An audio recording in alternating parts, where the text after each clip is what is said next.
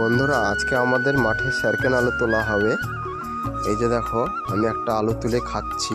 তো এখন বেশ ভালো মোটা হয়নি, আর কদিন পরে মোটা হবে। এই যে দেখো, এইখান থেকে তুলেছিলাম আলুটা।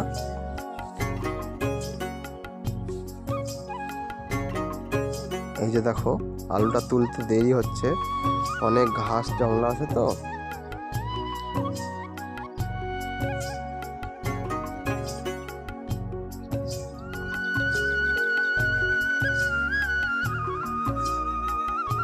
আলুটা উঠতে চাইছে না, তো আমি অবশ্য তুলে ফেললাম।